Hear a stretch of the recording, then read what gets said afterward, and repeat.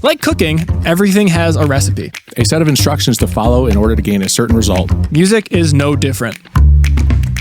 Be it ingredients for a dish, a set list for an amazing show, Or a release strategy for a successful launch. these are all recipes. Hi, we're your hosts, Sean. And I'm Brandon. Come and join us in our kitchen as we go through the Music Makers Cookbook. Let's get cooking. Welcome to the Music Maker. Ooh, we're gonna have to You're gonna cut off my intro. Welcome to the Music Makers Cookbook, the podcast where we help musicians with recipes for success. I phrase that as a question. No, that's what we do. We help musicians and artists with recipes for success in the music industry. It's not just talking about things for musicians do. We also will be interviewing people who have venues or music producers or the whole realm. It's all music makers. But before we do that, we have to do our obligatory talk beforehand. So what's your appetizer going to be today? I told you I had a question for you earlier, and I was thinking of it when I opened up my fridge this morning. So it had to be related to food, right? That only makes sense. I mean, that makes sense with our branding. And it does. Yeah. It does. It was very on topic, and I totally forgot what it was. So now I'm just going to ask you one that I came up with on the spot. And this can be a yes or a no answer, so this isn't really fun for anybody. So it could be like just super quick. Yeah. All right. Are you allergic to peanuts? No, I'm not. Okay, well, there you go. That was my question for you. I had a friend who was allergic to peanuts. I'm going to help extend this because, What was he allergic to, Sean? Peanuts. It sounded like something else there for a second. If you go back and slow it down to half speed, you might be able to hear Sean say a different word. I kind of ended my thought halfway through saying the word. But no, don't get this podcast banned. I had a friend who was allergic to peanuts, and he grew out of it once he got into college. So now he can have as much peanut butter as he wants. Like he was like, I can finally have Reese's. I would have gone ham. He did. As soon as we heard, because he got tested like again when he was moving to college, and as soon as we all heard like you're no longer allergic to tree nuts, we just bought him as much nuts and just made him have eat a whole all party of them. for it. Yeah, have like a big peanut party, man. Big old nut party. It was great. You started this. Yeah, that was my question. It was a good question too, and I was like, this is going to be a great podcast opener, and totally just forgot on the way here. Forgot about it. Are you allergic to peanuts? I'm not. Or allergic to anything? Specific kind of medicine. I'm allergic to morphine. Oh, okay. Can't get high. Duly noted. Yeah. Just like from like laughing gas and shit, or just like in general? I think in general. Really? Yeah. Okay. Yeah. So can't have that, which is interesting. Yeah, that's very interesting. So damn it, now they got legal. You still can't do it. I know. I know. It sucks. So no fun for me, unfortunately. No for a fun little for bit. you. Yeah. How have you Yeah. been? What's going on with you? What's going on in your world, though, Sean? Well, see, I just came back from New York. Apparently, the Western New York part that I go to has like 25 waterfalls all within like a 15-mile Oh, wow. radius. So we hiked a couple of those, got some really cool pictures and whatnot. So that was fun. What about you? Very less exciting weekend. Did you have any peanuts? I had some peanut butter. Oh, okay. I had peanut butter this morning. Fun Did fact. you? I did. It's part of the recipe, part of the greater foundation of bananas and peanut butter. Great breakfast choice. Put them like on a sandwich, or you I just like, had them, mix them together? I just kind of mixed them together. Okay. Yeah, it was great. It was great. I had to eat the bananas. They were kind of like starting to brown up. So I make banana peanut butter smoothies all the time. Oh, so good. Put the Okay, protein powder time in. out. It's fantastic. I hope he's watching right now because I'm calling him out. His name's David. Awesome guitar player. David told me he's the smoothie king, and if we ever interview him on here, he'll tell you he's the smoothie king. Well, we'll introduce him as the smoothie king. Yeah, you know that what? is a title. Write that down because I'm gonna ask him this question when he comes on here. I'm gonna write that down But right now. he David also, is the smoothie king. yeah, he said that peanut butter does not belong in smoothies. You wrote that down. Peanut butter does not belong in smoothies. But it does. That's what I said. But We've had arguments over it. He's not even here, and we're about to have an argument over it. I think so. Because it's think like, so. it totally does. It totally belongs in a Oh, smoothie. man. Well, what do you guys think? Do you think peanut butter belongs in the smoothie? Yeah, if there's one thing you It's take gotta, away from right? this, like I just want to know if you think peanut butter belongs in the smoothie or I not. guess, like, does that make it a shake? Is that like his argument? If you put Ooh. peanut butter in, it makes it more of a shake, it's a thicker consistency? I think it's just the fact that peanut butter tends to cut through a little bit more. that's the point. That's what I'm saying. Like, I want the peanut butter taste. Like strawberry banana peanut butter, Yeah. kind of a sweet combo. It cuts over the strawberry, but Yes. it's Still fits. but it fits with the banana perfectly. It does. Peanut butter banana is a killer combo, which makes sense because you had it for breakfast. I had it for breakfast, sometimes with cinnamon. Cinnamon's great. Really? Yeah. Okay. Well, you've shared one recipe already, but now let's dive into the recipe. Let's go of this into episode. the real recipes for today. Of course, we talk about food. How on brand. Of course. Yeah. Transition. All right. So today we're eating in once again. Yep. This is going to be the 5th episode we've released. So if you're jumping in for the first time, welcome. Thank you for checking us out. We have a couple episodes beforehand, and we'll be posting them weekly after this point. We're really excited to keep this ball rolling. But the recipe we're talking about today is kind of talking all about what to look for when you're starting the recording process. Last episode, we talked about if you're going to record from home, kind of what you need to look out for and techniques and ideas and how to get a better recording at home. Today, we're going to be talking about maybe that's not for you. Maybe you've decided you don't want to make that investment or spend all that time learning how to do it. You just want really good results and you've got the budget for it. So I'm going to go out, I'm going to record. But how do you find the right person, especially with so many options out there and, online and all that stuff? So at the end of this episode, you will know what to do and look for to get the best recording that you can and have an enjoyable recording process that will really bring your music to life. Yeah, and ultimately enrich you creatively too. That's the kind of the goal of this. It's kind of majoring in your majors, minoring your minors. If you feel like you don't want to record yourself, by all means, hire out for it. It'll be a much easier process, but it's also a process that you should take very seriously when choosing the people to work with too. Oh, yeah. Yeah, because, the people you work with, music is so personal. Very. Especially if you're folk or hip-hop or main genres that we do. But, those are all about storytelling, and it can be very, very emotional and personal. And who you let in, who you let put hands on your music. Like, if they're not the right person, it could take it to a result that you're not completely satisfied with or you're not happy with. I would argue that the market right now that we're in, that you and I serve, is very saturated right now because of the availability of consumer grade equipment.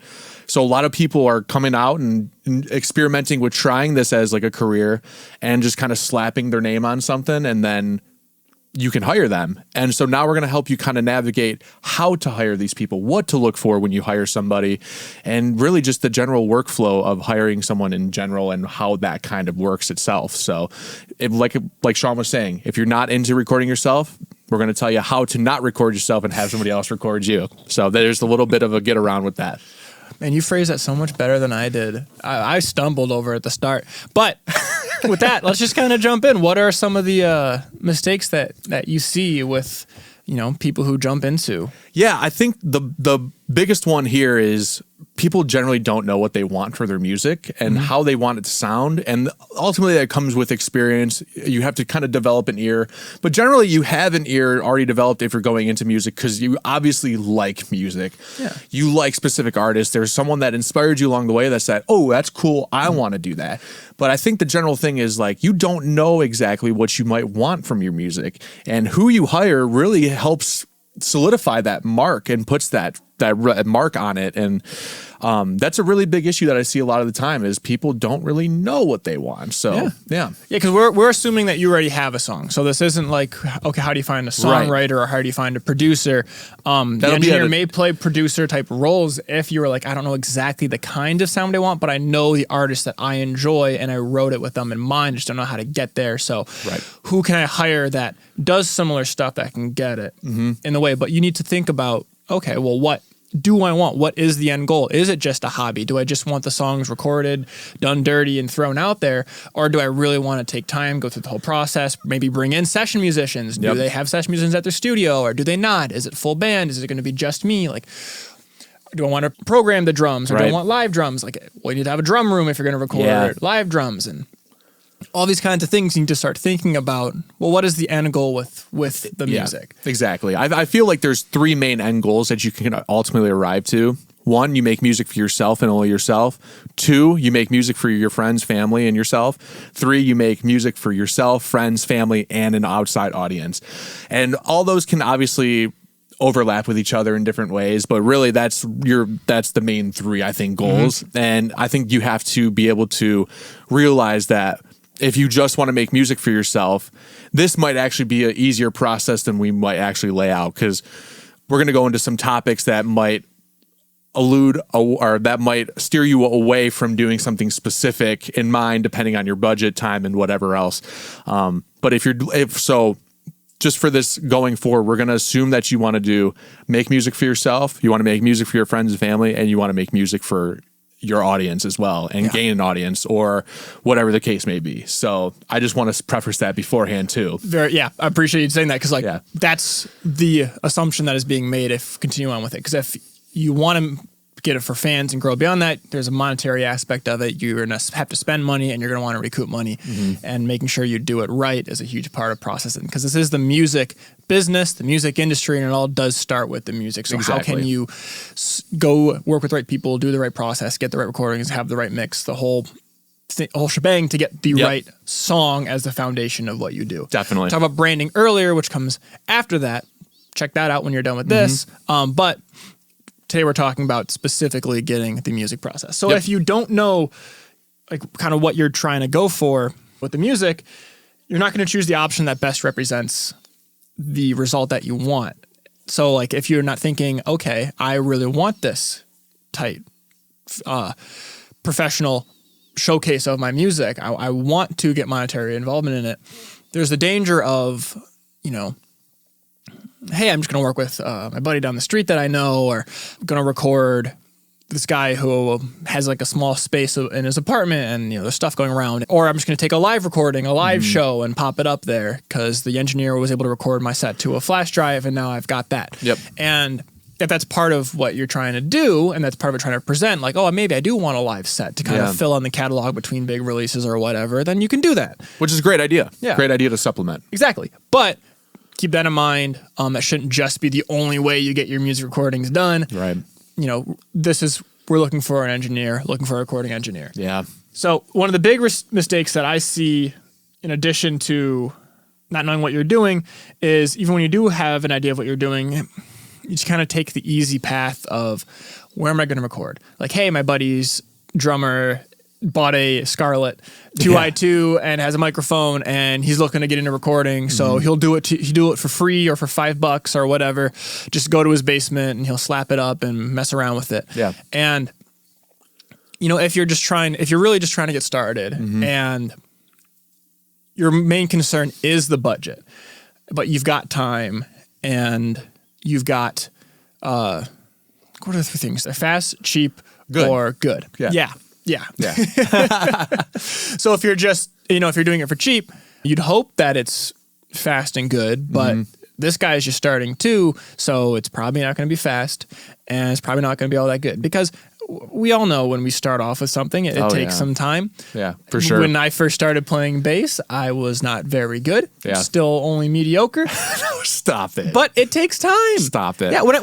I guess to be more specific, when I started mixing and mastering, I was not very good. Yeah, same. Yeah. I bought, I kind of did with this exactly what I said, try not to do. I bought my interface. Yep. My best friend's stepbrother was in a band. I said, hey guys, come record with me. It's super cheap. And they did it. And the first album was not that great. Yeah. I'm just going to be honest. Yeah. Did you get not paid do for a it? killer job? I did get paid for it. Oh, that's great. Yeah. The first thing I've recorded, I didn't get paid for it, and I got paid in pizza. I still get paid for it. It was all right. Pizza. What kind of pizza was it? Was Hungry it Jad's? Howie's. Was it Hungry Howie's? Hungry Howie's? Was it stuffed crust? No. Oh, this is man. before stuffed crust days. Really? You got robbed. I straight up got robbed, dude. The album or the EP also sounded like shit, so I guess I got what I paid, or they got what they paid for. So. But that's a good point though. Is actually before I touch on that, I want to actually say, if you do buy a Scarlett, so if you actually go back and listen to our episode on how to record yourself, and you find the supplemental material in there, and I think we might have mentioned it too. We do mention that a Focusrite Scarlett is a good option for you if you're looking to get into this and to start recording yourself. It's not a dig at it, but I think if you're doing this more professionally, or you want to do this more professionally, the Scarlett might be a bit of a lower option thing. I think just in general, and this kind of speaks to more of the professional, not you, the artist themselves. So just in general, I wanted to put that out there, that it's not bad to have a Scarlett. No, that wasn't a dig. I should clarify. That wasn't a dig on the gear. It was just kind of building a picture of, hey, this is the kind of person that maybe, if you really want to take it seriously, avoid it. Definitely. But if you're just, hey, I'm looking to get started, you can learn the process. Maybe learn the process with them. See what they know. Go to a cheap studio with somebody and see what they're doing. And then maybe you can buy a Scarlett yourself and try experiment with these so you have more of a leg up, a better understanding of the whole process when you try to take it on your own. But if the goal is to have a good end result, then maybe not jump in with that first. Because if you do, the music really necessarily isn't like your music's not being recorded with the skill or equipment necessary to get the end result that you need. Right. Like if it's a very shrill microphone, but you want a really warm sound, you're not going to get the thing you need. If you go to a professional studio, though, they're going to have a mic locker that is able to fit your voice and your genre specifically. Definitely. If it's just in someone's basement, they're not going to necessarily have the right acoustical wall treatment or all these things that go involved to get a clear recording. Go to a clean studio. That place is a live room, so either the room has the sound in it already that you want, or they're going to have a vocal booth or something that's more isolated that you can't see on camera, but there's a vocal booth right to the right of us. So specifically, like, there's these things that it's here. Trust you'll me. have. Yeah. It's here. We're not going to pan the camera, and also if you're an audio listener, you're probably like, okay, yeah. Look to your right speaker. Anyways, look to your right speaker. What if you're on the phone? Just like keep turning. Yeah, just keep turning. And if you're listening to this in spatial, I'm not going down that rabbit hole. Oh no. Actually, I want to touch on a point real quick too. Is that if you do have a friend who is starting to record themselves, and you do go there, it's not a bad thing to record with them if they're trying to get experience. Your goals have to be aligned with this person. They have to want it as bad as you do, and you have to know going into this that this is going to be a long road for the both of you. So this is not the most efficient road to go, although it is a nice road to go down if you're looking to build relationships along the way. And you might be able to build a relationship with this person down the road and you guys grow together. That's kind of cool, but that's a long game. That's true, though. It's a long game. Are they just looking to be hobbyists? Right. Or are they looking to build a career? Yeah. Kind of like how you're looking to build a career with your music, they're looking to build a career with their stuff. Because then, you can work together. You can say, hey, this doesn't sound quite right.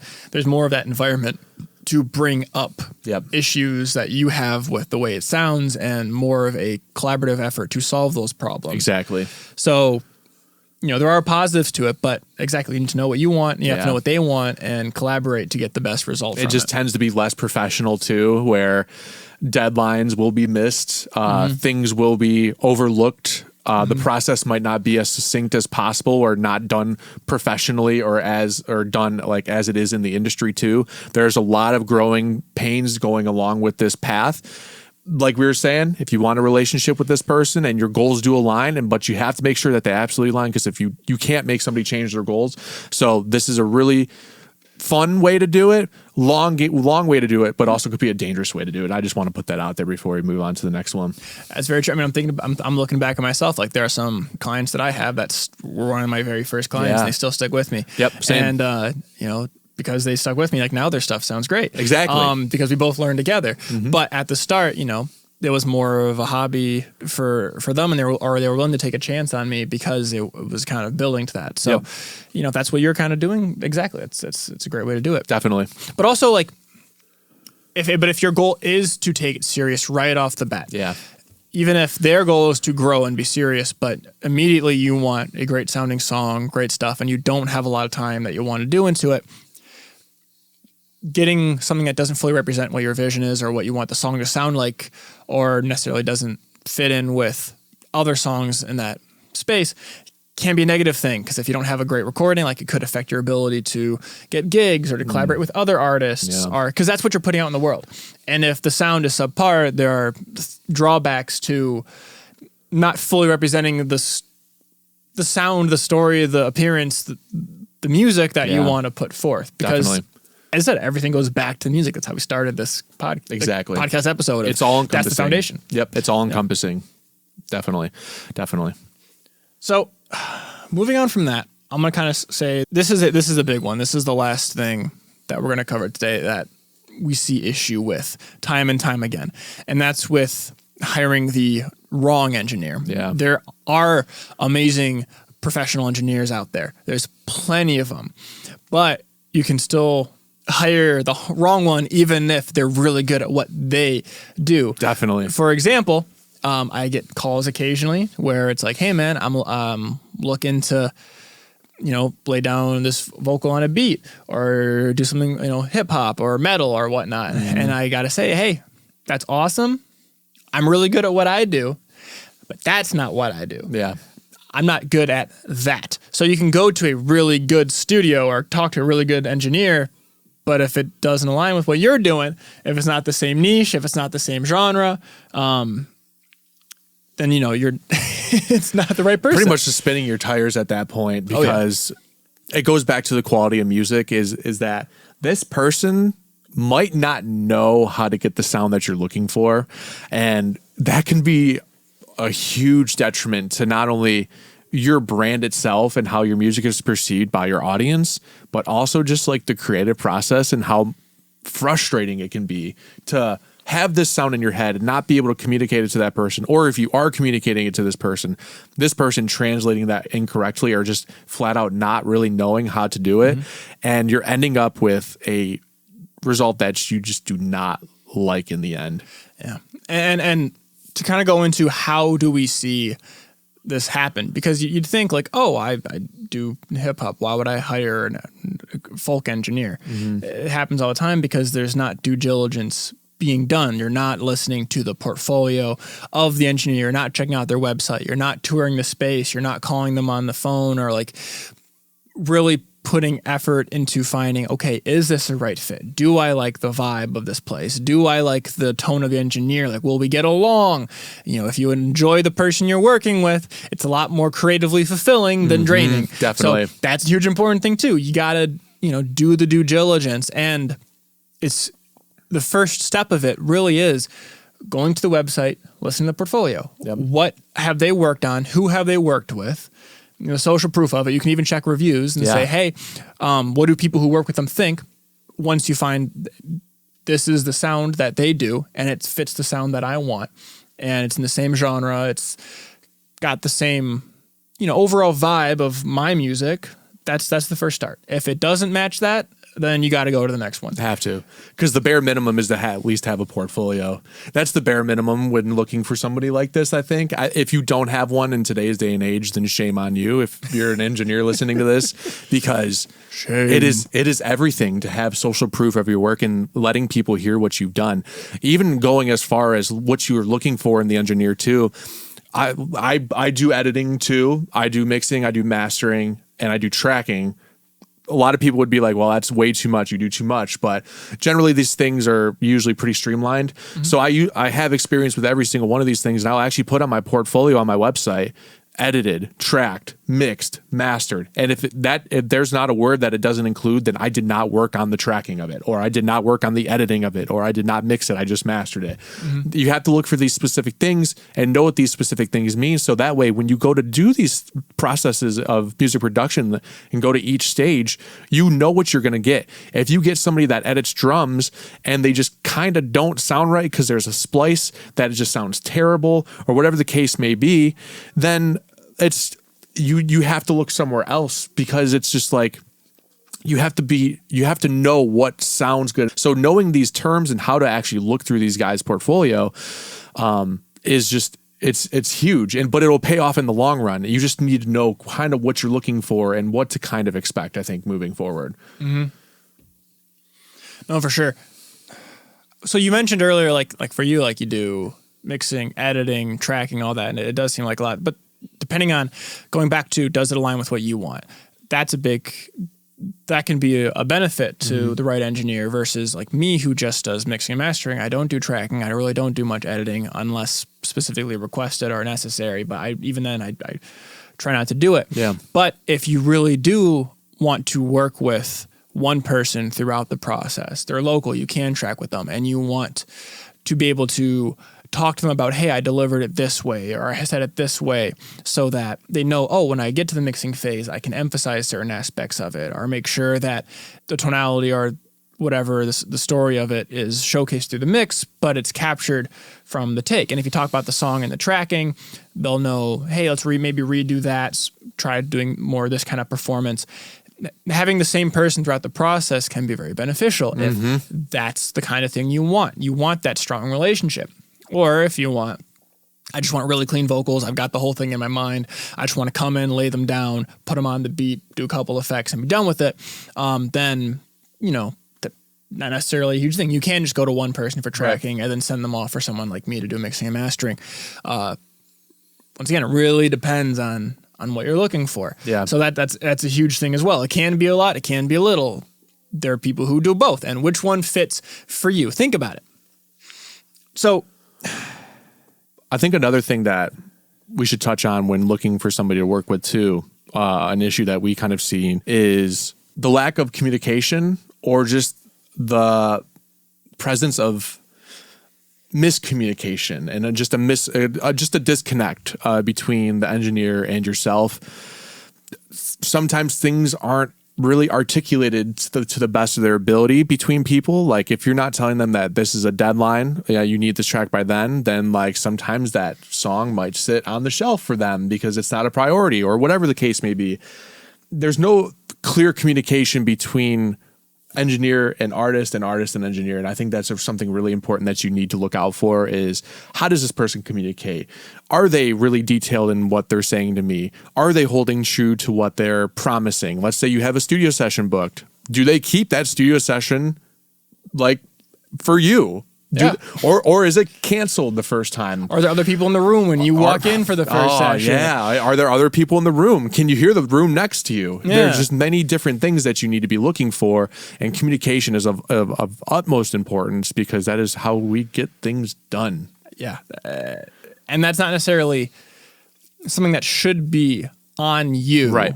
They're running a business. Right. It's the professionality of them, but if you're going to be professional with your music, you want someone who's professional with the recording process. So just things to keep in mind. And maybe, it sounded okay, or it sounded really good maybe, but the whole process, if it's not worth it, if it's draining, if you really, not regret, but dread going into the session to record the next song because, man, it's going to take me 6 months to get these files back or a year. Or I had a client come in who said the engineer he worked with last took him a year and like 4 months to get that's a long time. the final mix back to him. And he's like, it sounded good, but like I can't do that. Yeah. I need to release more than one song a year. So if those are the case, you got to keep looking, even if it does sound really good. Depending on what your goals are, keep going back to that. Exactly. Do that. Keep looking elsewhere. You'll find the guy eventually. And once you do, it's like harmony. It's like, this guy gets me. I feel fulfilled when I come in here. Yep. We communicate clearly beforehand. Like all the funds are taken care of. He's got his whole process. I just come in, we make music, we converse, we have a good time, and I leave feeling happy about my song, energized and heard. And then when its song's done, I can send great feedback revisions and there's that collaboration there because it's not just, hey, I've got the song, make it sound good. It's not transactionary there because music is not transactionary. Yep. Music is community driven. Great point. It's about the people. So you need to find the person. Couldn't have said it better enjoys myself. it. Yeah. Couldn't have said it better myself. That's a huge point. Not transactional. You brought up earlier, I'm going to go on a quick side tangent here. Please. And I really want to develop it into a fuller, long thing. Anyways, you brought up earlier there are 3 reasons. You tell me mistakes, I'm talking fast. You brought up earlier there are 3 reasons that you see artists making music. They make it just for themselves, make it for themselves and family, and make it for themselves, their family, and extended, so like fans and whatnot. So I agree. Those are the people that people make music for. I've thought a lot about it, and I've come to the conclusion that there are 3 reasons that people make music. Those are the 3 people they make it for, and the 3 reasons they make music to me are for therapy. They make it to go through their own things, for vanity, and that's not a bad term. It has that perception of being a bad term, but it's more of like, I want other people to hear it, and I want to be the center of attention. Like I want to perform. I want to make showcase it to other people, spread it out there. Yep. The third thing, I want to release it to everybody, and then monetary. So I want to make money from this. I want to do it for a living. And a combination of all three of them is kind of the most healthy, beneficial way of doing it. Yep. So, in kind of conclusion, because you brought that up, it just made me think about that. So that's my side tangent. No, great point though. But the same thing goes, you got to communicate that to the engineer. Like, hey, these are my goals with it. So exactly. Yeah, no, great point. I think that point itself is like, it's one of those things where you can't lean too much of one way, because then everything kind of gets skewed a little bit. You have to have that healthy balance. Just like in life, you have to have a healthy balance. And just like you have to have a healthy balance with the communication with your engineer to get this shit done is really, really important. It is so important, man. Because here's the thing. Why you make music, what your music is about, who you're trying to show, who you're trying to give it to. Those are all things that are hugely important to your brand. Who are you as a musician? What is your goal? That is all part of that whole philosophy of, you and the music. So that needs to be communicated to the engineer. And if they vibe with that, if they're like, yeah, that's great, let's maybe even help pitch ideas for it if you want to have that kind of a conversation. Oh, you can try this to make sure it reaches more people. Or, oh yeah, let's make the song kind of sound like this so that it can fit in this playlist, which a lot of people listen to with, the genre that you're part of. So that other people want to save it and download it and share it and spread it and all that aspects to it, versus just like, are you sure, man? What if we just like make it sound the way we want to? And there's nothing, if that's your goal, you can do it. But if it's like, yeah, let's just get weird with it, or let's just try this, or even straight up like, nah, man, it shouldn't be like that. Because I don't want to make it sound like that. Communicating what the end goal is, that's and having them communicate back to you, that's a huge importance. Definitely. Now, I feel like I kind of just rambled on. No, it's a little okay. bit when I said that. Go. Or yeah. So if you can take it home, please do. In conclusion, I think you can sum up a good working relationship with an engineer like this. If you want to go out with them for a beer afterwards and hang out and just talk, you probably have a pretty good recipe for success right there. I would go even further in saying if you would invite them to your wedding, that would be even better, because it establishes that you have that relationship, you want to hang out with them, but if you're also getting stuff done and you can speak highly of them, seriously, I think that's the recipe right there. So I think those are the two ways you can kind of gauge if your engineer's working out for you. If you want to invite him to your wedding, is your gauge. Yep. Like, yeah, this was like, yeah, dude, he's a good hang, man. I love hanging out with him, dude. And you know what? He's the type of dude or type of lady that I would want to invite to my wedding. Yeah, if you get shit done, but it just feels like, you're having fun. Yeah. My favorite quote of all time is, I mentioned in past episodes, if you're not having fun, you're not taking it seriously enough. Yep. So if you're having a bad time in the studio, you're not taking it seriously enough. You got to find the guy that makes it fun. It's a great quote. If you don't have fun practicing with your bandmates, you got to find new guys, because you're not taking it seriously enough. Like, if you're not having fun marketing it, you're not taking it seriously enough. You got to figure out how to have fun with marketing it. Everything goes back to that. But especially anyone you let physically touch and mold your music and make it sound a specific way. Have fun with this. Make sure you're having fun with this. Yep. What a delicate process there. Man. Okay, I just get that all out. If you're watching the video, I started bouncing because I'm just like getting this all out. Like, that's the big important thing. That's the mindset. Yeah, it is. It is 100% the mindset. So how do you do that? How do you find the right person that will make you have fun with it? What are the methods? I think you have to research them first and foremost. And that kind of goes back to our topic on the portfolio, topic on the website. But you take it a step further and maybe you reach out to them and go visit the studio. That is cool stuff, man. You will gain a lot of perspective and you will kind of be able to gauge how comfortable you would be at that studio and how actually the whole process might go. Is he going to come outside and meet you? Hey, how you doing? Welcome. Or you're going to have to go inside and ask somebody to go to the room. Like, just that within itself is like a kind of a frictional barrier that might actually be like, well, I kind of feel a little uncomfortable. This feels a little bit more transactional. So you'll actually be able to go there and see what the process is like. How am I going to arrive? Am I going to be offered something to drink? Or is the studio just nice within itself? Is it well kept? Is it dirty? Does that matter to you? Yeah. Is it well lit? Is it dark? can we make this a different vibe? I think those are all really big things going into it. Obviously, aside from the engineer himself, the environment itself is just as important. Like you mentioned earlier, sometimes when you go to a studio session, you might find other people there, which shouldn't happen, but it does happen out there. And I've had stories where people have had that happen to them. So when you go there, are other people going to be in the room with you? And that is really an uncomfortable thing and might not lend itself well to your craft. So visit the place. You got to go catch a vibe from it. Yeah, do a vibe check. Check out the vibe. Straight up. See, hey, can I give a good performance in this room? Does it, fit kind of, is it aligned with my aesthetic? With what I'm about? Does it embody, is it a creative space or is it a draining space? Also very important. But before you get to that point, because that takes a lot of time, takes a lot of effort to do that. You mentioned research, look into it. Well, how? How do you do that? What are some things you need to look for? Obviously, we brought up earlier, I shouldn't say obviously, but we brought up earlier, the portfolio is important, but not just, this sounds really good. I want that. Listen to the details of it. Yeah. Okay, is this full band or is this more solo stuff? Is this really effects heavy or is it more dry? Is it intimate or is it spacious or is it, more poppy or is it more analog, rugged, messy? Like my stuff isn't very clean. And if you listen to my portfolio, it sounds good, but it's not very clean. There's noise, there's some things there's mistakes in the performance because I think that's part of the beauty of working. If you come to me and say, I want to remove all the noise, I want to fix all these things, I want to have all this yada, yada, yada.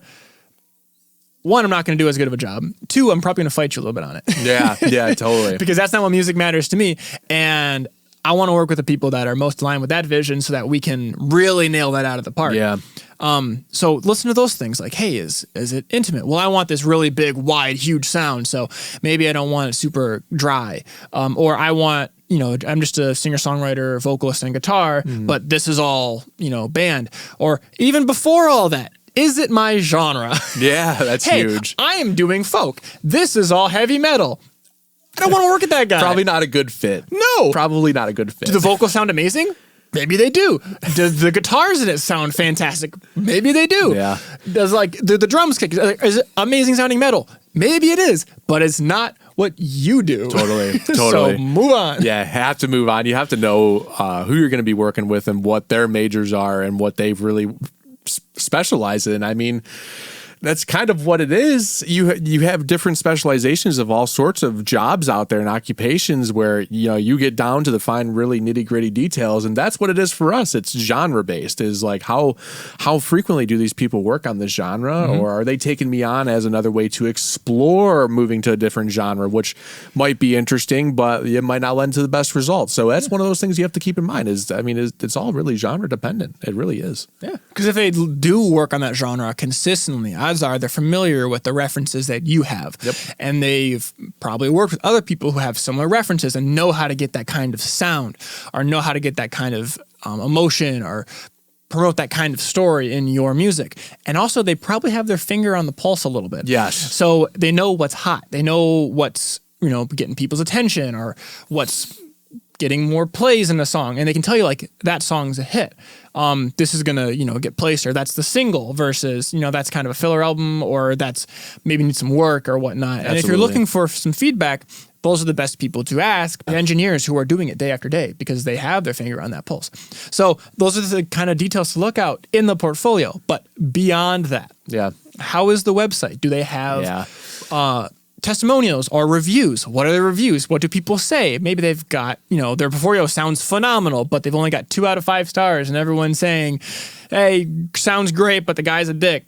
Right. I don't want to work with that. Yeah. Or, hey, sounds phenomenal, really great guy, but the roof is falling down. Yeah. I got hit with a ceiling tile in the middle of recording. Right. Things like that, or unkept, or all that. You can get a perspective of what am I getting into, and maybe you don't even have to go and visit them because hey, the sound sounds great, seems like a really cool guy, it's laid out properly, but obviously the space is falling apart, so I'm not gonna check that out. Yeah, it gives you more details. And definitely. Then in addition to that, you've got reviews, testimonials, you've got the portfolio, what do things sound like. On top of that, just what does the website look like? Yeah, I was gonna. Does this person care enough? Yeah, I was going to touch on that because there are some really bad websites out there. I'm not saying my website is great, but I think I've laid it out in a way that is clean and kind of represents my studio brand pretty well.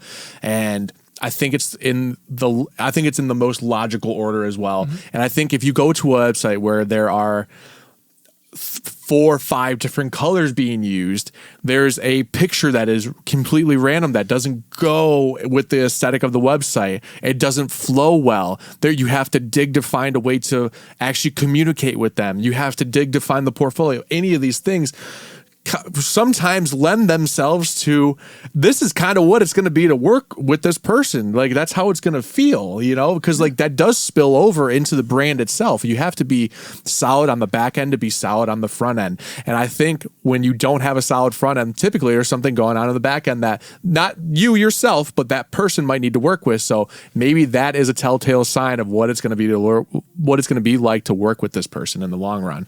If they take how they represent themselves seriously, there's a higher chance they will take your music seriously. They will understand that you have to represent yourself in a certain way, and they will take how you represent yourself through your music more seriously. And if they pay attention to the details on their website, it's a higher chance they're going to pay attention to the details in the mix. Absolutely. How people do one thing, they often do everything. So if it's detail-oriented process, presented properly, clean, put together, yada, yada, professional, odds are they're professional. Yep. Because even if they hired somebody else to do it, it's in the thought process of, this matters, so I'm going to do it. Exactly. Now, this isn't like a blanket statement, like if the website looks great, hire them this second. No, and it does check out the space, do all these other things. Exactly. That's where the vibe of the room comes in. But it's a good bet. Yes. It's a good start. And it's something to be aware of when looking. Yes, 100%. So we've covered kind of the website, Yep. doing research on that, what kind of things you need to look for when doing research. We've covered checking out the studio, seeing the vibe, even are they willing to let you check out the studio? Yeah, it's a big thing too. Yeah, are they like, no, you have to pay, you have to book. Right. Don't. Yeah, no. Don't pay to go check the studio out. No. Never. Never. Don't do it. Don't do it. Or at the very least, are they at least willing to meet you on a Zoom call, on a Skype call, or whatever? I don't know what the kids are using these days. Are they willing to at least talk to you about your potential project, about you recording there? And like, if they're not even willing, are they excited? Yeah. They're like, that's hey, a good what do you point. got going on? Yeah. I want to hear about your story, your music. Tell me about it. I love going on conversations with calls with people because it's really exciting. Like, hey, what's this about? What's the story behind it? What are your goals with it? What are your inspirations? Oh, I have never heard that band before. Tell me a little bit about that sound. I'm listening to them afterwards and get you back afterwards. Or, all these things. Obviously, I'm getting excited again because I'm talking fast. That's going to be such a consistent thing on this podcast. No, that's okay. Trying to be put together, but no, this is exciting 0.5 shit. speed. This is exciting. 0.5 speed. That's just natural for me. That's 1.5 okay. speed. That's okay. So yeah, no, it's important. Do they care? Do they have enthusiasm? Are they excited about you? Because they should be. I mean, I think they should be. Yeah, they should be. So get on a call with them. Get on a Zoom call. Message them. Like even in the like, how do they type? How are the conversation? Is it cut and dry? Of like, yeah, I'm available. Yeah, the studio's open. Yeah. Here's my calendar. Yeah. Go ahead and pick a spot. Yeah. I will suggest to people, first of all, let's meet each other. Do you want to come and check out the studio or do you want to do a Zoom call? Here's my calendar. I want to hear about your story. And I'll send them like, hey, these are things that I'm going to ask. So I want you to think about. Tell me about the emotion of the song. What is it about? If it's recorded on yourself, like tell me more about your recording process. So like if there's any issues, I can, help you kind of fix it in the recording process if you're going to send me the files. Do you have a demo I could listen to so I can be more prepared for it? Like all these things that front end and it may seem like a lot of work, but it shows interest. Exactly. So, personal philosophy, but look out for that kind of thing. Like, do they care? Or is it like, we have a 2-slot open. Yep. We'll just throw you in. I'll just sandwich you in here. Yeah. And then, you can see the studio. That's cool. I only got 30 minutes. So let's make this quick. That's terrible. Yeah. What a like yucky way, dude. I know you hate the word yummy. But what a yucky. Yucky. I'm okay with yucky because that is yucky. It is yucky, dude. Yeah. Yummy does describe something, though. Side tangent. Just because it's, because we're talking about food, technically. Yeah. Yummy describes. No, we're talking about music. Well, but yeah, you're right. Damn it. But yummy does describe tasteful or tasty, right? It's just a synonym. Yeah, or is it a cinnamon? I'm so sorry. I totally derailed this. I'm so glad. I'm so glad. This makes me happy. Cinnamon. Oh, no. Going back to it, though, I think like something that personally that I like to do with my website and that I really wanted to do for a really long time was at least have a video of myself up on my website, because that is like, it's really hard to get anybody to reach out to your website sometimes. And I just want to be as forward as possible. I want you to feel like who I am as a person. I want you to feel my energy. I want you to feel the way that I communicate, or how I took the video, or how, just the amount of effort I put into the website. So I think that is the things that you have to evaluate based off of that, and kind of translate it to your music in some philosophical way that'll work for you. It's really important to do, and this should definitely not be taken lightly. Seriously. Oh yeah, for sure. So let's say you do all this. You do some research. Yep, this guy checks off the right boxes. It's the right genre. It's the right qualities inside the genre that I enjoy.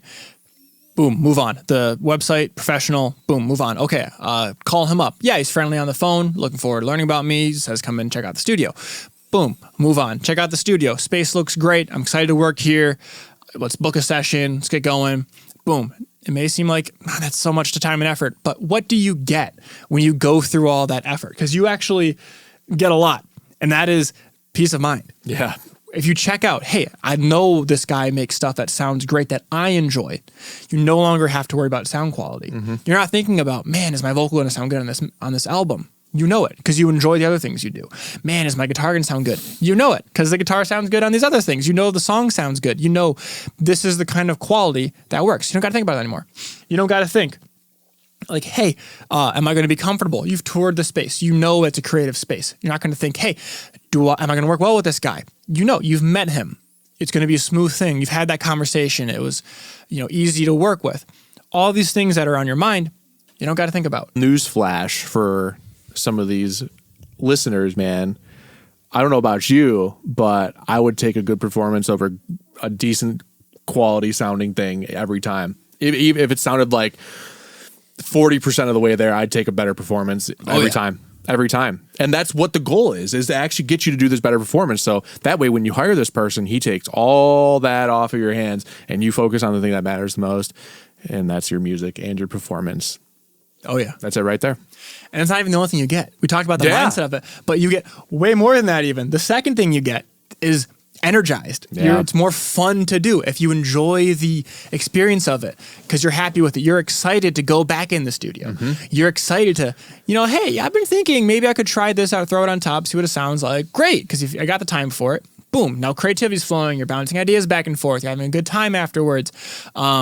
You're going to get your music back quick. So you're just excited about, man, I can start thinking about this is the deadline for it. So now how am I going to market this? Yeah. What is my photos going to be? How am I going to make videos for? How does this fit into my branding? How do I represent it? Maybe, let's showcase the fun of being in the studio. Let's take pictures. How am I going to market this recording process? All these things. Yeah. And you get energized, more fulfilled after leaving the studio than you do going into it because you did good work. Exactly. And you were able to get into the music and get into the performance. And, you also get that feeling of let's keep this ball rolling. Yep. Because I think a lot of that lends itself to after you're done with the music, it's actually more fun to promote good music than it is to promote bad music. And that is short-term and long-term thinking.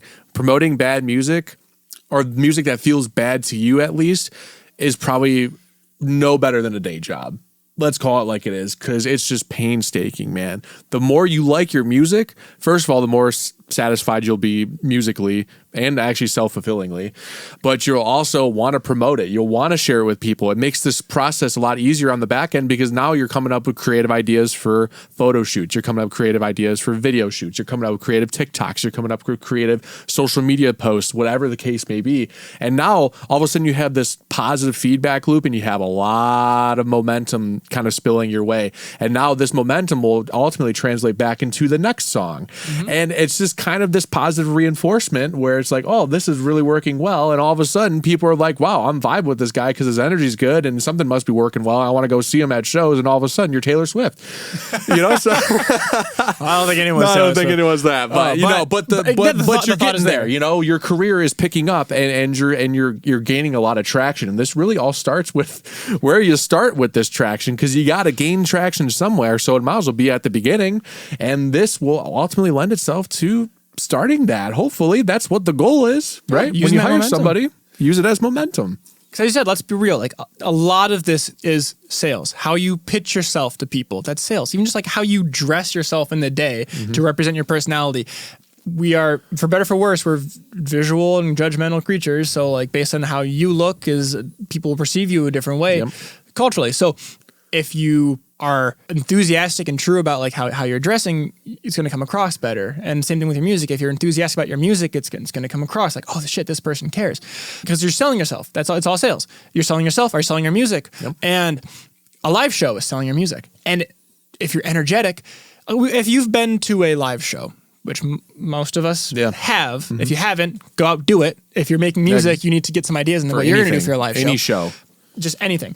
But the more you do, I've worked and seen probably thousands of acts at this point, and the ones that stick out aren't the ones with the best music. They're the ones that put on a show, that sell themselves, sell the experience. They're enthusiastic about it. It's the enthusiasm that sells it. It's not just, hey, here's this next song. It's an amazing song. Okay, thanks for listening. Here's this next song. Okay, it's an amazing song. It's more so like, hey, here's this song that I wrote 20 years ago when I was at a hotel in San Francisco. And back then it was like $25 for a night. Now it's like $250 a night. And like going on and on and on, telling the story behind it. And they go into it and, perform the whole thing. It's like, and they go on to the next one, like, hey, after that I wrote this, or this song relates back to that, tells the whole story behind it, or puts on a light show. Like EDM that's how they really make the experience. They have amazing visuals, amazing lights, that really emphasize the emotion that they want their song to convey. They want it to be an out-of-body experience. Yeah, that's done for a purpose. Do you remember the DJ at your your graduation party, or do you remember this big freaking show that's got a lot of stuff going on to it? It's the latter, because that's the next step. That's the next level. And when you're excited about it, when you're enthusiastic about it, you start thinking of new ideas, being creative, and ride that momentum going forward and forward and forward. Absolutely. And it does all start with the music. And if you're enthusiastic about making the music, you're going to be enthusiastic about marketing it. And you're going to be enthusiastic about performing it. And that word is hard for me to say. But it all goes back to that. You gain enthusiasm when you work with the right people. It's all about the people. Absolutely. What else do you get? Well, I think this kind of speaks for itself, but it's kind of like an obvious one. You get more return on your investment when you hire the right person. There's nothing sadder than like spending money on something that you get back and you're just like, well, I guess that's it. And what, you have to go re-record it somewhere? You have to go get it remixed now? Well, now you're talking about a couple $100 more. Or, I mean, depending on where you go to actually track, maybe you're talking about $1,000, $2,000, $3,000. This starts to get really expensive, with these really big commercial studios. So you get more return on your investment when you hire the right person in the first place. You just do. It's a better value for you, because I keep going back to it, but the value you get out of actually being musically satisfied is awesome. But like the value you actually get from actually making money on it and actually getting time, having your time being paid off for you by investing into this product in the long run, the value is just, it can't be understated when you hire the right person, because it can just quickly just become a just big slop show of, this is just not even worth it anymore to me. And that is like the worst feeling, man. That is the worst feeling. Oh yeah. I know I got kind of jumbled up there, but I think clearly you covered I think you got the main points of, yes, you get a return on investment of, I'm happy with it. It's higher, better quality sound because there was I was able to get into the performance and get the song I wanted, which allows me to put the song where it needs to go in front of the people who want to listen to it, who will feel dedicated to it, which gives you a return on investment in terms of royalties from streaming, or if you put it up for sync licensing, or from your live shows, they're more engaged because, you know, they like the song and they listen to it afterwards, and or they buy merch for it because they're more invested in it, and it all gets together. There's a monetary return on investment. But there's also the emotional return on investment, which you brought up briefly. The emotional aspect is you're kind of bearing your soul. Yes. Depending on what kind of music you do. And that can be very, very draining, even in a phenomenal space. Even if you're able to get in the performance. In fact, it can be even more draining if you're able to get in the performance. But being able to then go back into it, being someone there who actually cares, who says, man, that was awesome, that like you were able to nail it, having that collaborative process with it can revigorate you. Absolutely. Get a return on investment emotionally because, hey, man, I just bared my soul and this guy's with me for the ride. Yep. That's a return. Absolutely. On the investment of I bared myself out, now I'm getting back. And now you're able to show out that kind of performance to fans who are able to give back and be like, man, that song really touched me. Like, I did this too, or, you know, I relate to that so hard and I was able to, you know, get through it because of that. I mean, I get stories from artists who get reached out by fans like, hey, you know, this was able to help me get through this, or I was able to help talk about through that. And that can be a huge emotional return of just, man, my music matters to people. And even just like to yourself, there's things that you can do when you have someone that you enjoy working with that later down the line can be very beneficial. I'm gonna get real here for a second. Kind of sad, but just talk about the power of music. I have a client who, one of the, actually like my first guy I ever recorded with. After the band dissolved, he went on a solo project and continued working with me over the years. We're friends to this day. He moved, doesn't really do music anymore, but we still talk. But when he did do a lot of music, we had a great time together. So one day he brought his dad in for a birthday gift. He gave him 3 songs. Mm-hmm. So he bought studio time for 3 songs. I recorded his dad. We did the 3 demos. 2 years later, his dad passed away. Mm. And a year before that, his mother had passed away. So he had been through a lot. Yeah. 3 years before that, his brother had passed away. Oh, God, man. So like every year on the anniversary of his brother's passing, he would come in and write a song for his brother and record it for his brother to kind of help him go through the whole process of that. The end result of the story that I'm getting to is, and every time I think about it, it's just, yeah.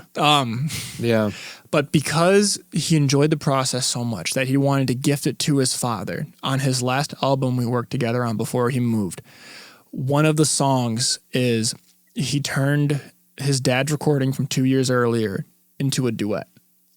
So he was able to sing on a song with his dad and release it on his last album.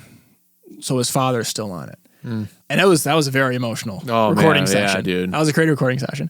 And that's the power of music and being people you like working with. Because if it was just transactional, if he didn't like working with me as much, I don't know if he would have gifted his dad studio time. Right. And if he just gave it to a random studio like, who he decided to work with later or whatever, who knows if the files would have still been around or if those things would have happened. But and not to say like I'm the end all be all engineer, sure. but that's just when Yeah. you find the right person that vibes with you, and it was all story for him, and it was the story of it was just super powerful. But those are the kinds of things that that really matter, and really tell the story. So that was that's kind of my sad thing. Yeah, that's a hefty story, man. Yeah, that's incredible. Even though it was a very tough session to get through, we were both just really glad we did, and he was very happy that he was able to do that, able to sing with his dad one more time. So yeah, that kind of concludes all the outcomes that we come with, return on investment, monetary, whatever. But no, man, I feel like I just brought down the energy. We were going so high, and I'm like, hey, I'm gonna get real. Dude. Let's just fucking No, dude. It's just a good point to bring up. It is, and that's what music is. Music is people. The people you work with matter. So I guess the end idea behind this whole episode, if we're going to sum it up in one sentence, is just choose the right people to make music with. Absolutely. It's easy to just grab anyone who can do it. It's hard to find the one that is right for you. And it is so worth it once you do, because you're taking this serious. Yep. You want to make money doing what you love for as long as possible. That's why you're listening to this. Right. That's why we're doing this, because Exactly. we want to do it as well, and we want to help other people do it as well. That's part of what it is. Anyways, thank you for listening to this podcast episode. If you enjoyed it, please like and follow it on whatever thing you're listening to it on, be it Spotify, YouTube, any other platform that it's on. Also, please give us a review, give us some feedback. This is only the 5th episode that we've released. Yep. So anything you can do, what you liked, what you didn't like. If you enjoyed the downer at the end, let us know. If you want us to keep it going, let us know. Yeah. All this thing is important. As we're learning, we're growing. That's the part of the whole process. So please be a part of that and give us your full thoughts. Please. Also, feel free to look at the websites of Studio 222 Recording and SWS Recordings. There will be links down in the show notes. Yep. See if anything that we do speaks to what you do, and reach out. Love to have a conversation with you, learn more Absolutely. about your music. Absolutely. Please do. All right. Bon appetit.